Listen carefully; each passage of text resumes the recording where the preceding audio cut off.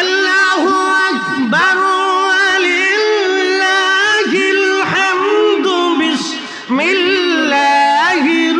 রাহমানির রাহিম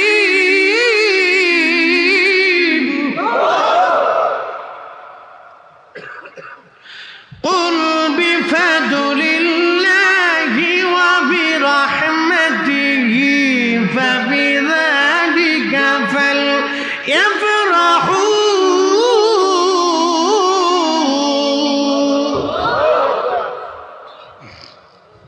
এখন আপনি মানলেও মানতে পারেন, না মানলেও মানতে পারেন। কোরআনের বহু আয়াত তো আপনি নিজেও মানেন না। কোরআনের আয়াত কি সবাই নিজেরা পালন করে? সব মুসলমান 100% পিওর পালন করে আল্লাহর আইন? না, বহু আছে, লাখে একজন যে 100% পিওর, লাখে একজন তো আছে কিনা, কোটিতে একজন, লাখ কোটিতে একজন পাওয়া যাবে কিনা সন্দেহ আছে যে আল্লাহ তার রসুলের পরিপূর্ণ আইনটাকে ফলো করে নিজের জীবন চালায়, লাখ কোটিতে একজন। হ্যাঁ মুসলমান, আল্লাহ নবী ডেকে বলেন, আজরাইল আমার উম্মতের কষ্ট যাতে না হয়। আজরাইল ডাকতে বলেন, ইয়া নবী আল্লাহ, তবে বদকার যারা, নাফরমান যারা, ওয়াশকুরুলি ওয়ালা তাকফুরুন, যারা নাফরমান, আহা যারা নাফরমান তাদের ইন্তেকালটা হবে বড় ভয়াবহ।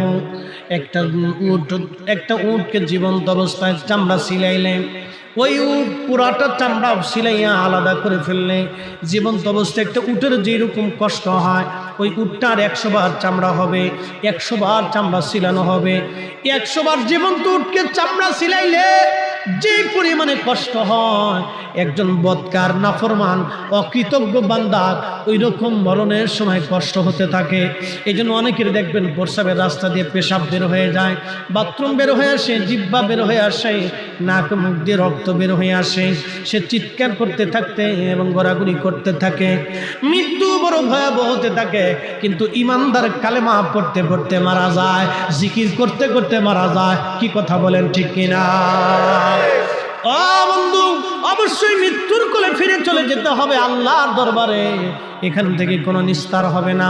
আমার পীর মুর্শিদ বলতেন, বাবা যদি চির সুখী হতে চাও দুনিয়ার থেকে অধিক পরিমাণে কেঁদে যাও, যদি চির সুখী হতে চাও দুনিয়াতে অধিক পরিমাণে কেঁদে যাও, দুনিয়াতে